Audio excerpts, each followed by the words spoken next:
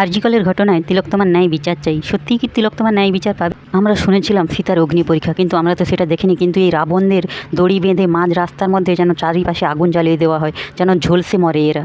তখন ন্যায় বিচার চাই, দোষীদের শাস্তি চাই। আরজিকরের ঘটনায় তিলোত্তমার ন্যায় বিচার চাই। সত্যিই কি তিলোত্তমার ন্যায় বিচার পাবে? তো সেই ন্যায় বিচারের জন্য কলকাতা মেডিকেল কলেজে কিভাবে আন্দোলন করছেন ও মেডিকেল কলেজের কি অবস্থা সেটি আপনাদের একটু দেখাবো। তো কাল ছিল 19শে আগস্ট সোমবার। তো আমি চলে গেছিলাম কিছু আমার ওষুধের জন্য। জানি না ওষুধটা পাবো কি না।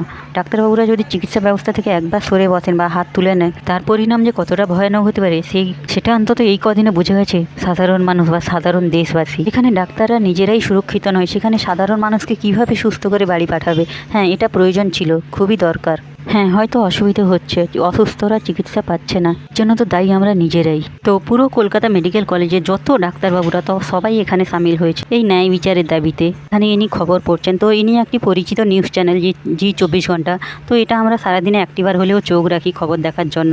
মানে যে আন্দোলন চলছে বা যে আন্দোলনে ডাক্তাররা সামিল হয়েছে, তো সেই আন্দোলনের মধ্যেও যে আজকে রাখি বন্ধন, তো সেই উৎসবও পালন হচ্ছে। মানে বাঙালিদের শ্রেষ্ঠ উৎসব যেটাকে বলে, একে অন্যকে রাখি বেঁধে দেওয়া, মিষ্টি মুখ করানো। তো এখানে কিছু একটা অ্যালাউন্স করা হচ্ছে।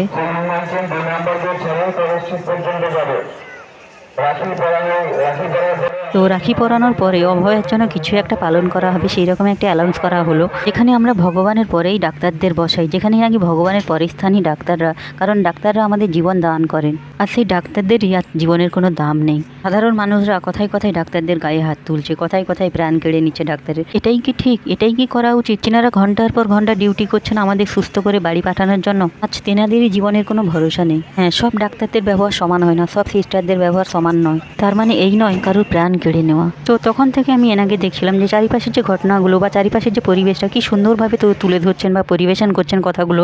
তো চলুন হসপিটালের পরিষেবাটা একটু ঘুরে দেখি। তো এগুলো ওষুধ কাউন্টারগুলো বন্ধ, আর ইমার্জেন্সির সামনেটা পুরোটাই একদম ফাঁকা, যেখানে পা রাখার জায়গা থাকতো না।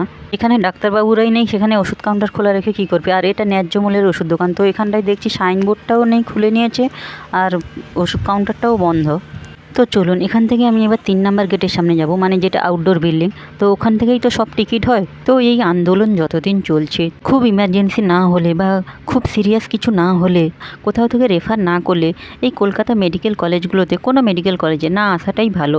হ্যাঁ, চিকিৎসা ব্যবস্থা একদমই বন্ধ বলবো না। কিছু কিছু ডিপার্টমেন্টে একজন করে ডাক্তারবাবু অন্তত বসছেন, তাদের খুব ইমার্জেন্সি, যাদের ওষুধ শেষ হয়ে গেছে, ওরা চলে এসছে, কিছু করার নেই, তাদেরকেই শুধু দেখে নিচ্ছেন। আর নারী যদি না মাঝে কার গর্ভে জন্মাবি তুই পুরুষ। এখানে সব দেওয়ালে দেওয়ালে এইভাবে লেখা আছে যে আন্দোলনের দাবি, ন্যায় বিচারের দাবি, সেইগুলোই লেখা আছে। আমিও মেডিকেল কলেজের পেশেন্ট হয়ে আমিও চাই দোষীরা শাস্তি পাক, এবং এমন শাস্তি দেওয়া হোক যাতে দেশবাসী তাকিয়ে থাকে।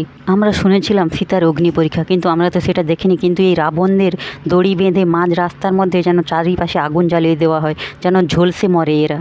তখনই তিলোত্তমার আত্মা শান্তি পাবে এবং সেটাই ন্যায় বিচার হবে, এবং দেশবাসী দ্বিতীয়বার এই ভুল করার আগে কেউ ঝলসে পুড়ে মরার কথাটা অন্তত একবার মনে করবে। ন্যায় বিচারের দাবি নিয়ে ভিডিওটা আজকে এখানেই শেষ করছি। আর ধর্মতলায় এসে আমাদের যে সংস্কৃতি বাঁচাও রাখি বন্ধনের উৎসব চলছে। তো ভিডিওতে যদি কিছু ভুল বলে থাকি তো আমাকে অবশ্যই জানাবেন, অবশ্যই পাশে থাকবেন।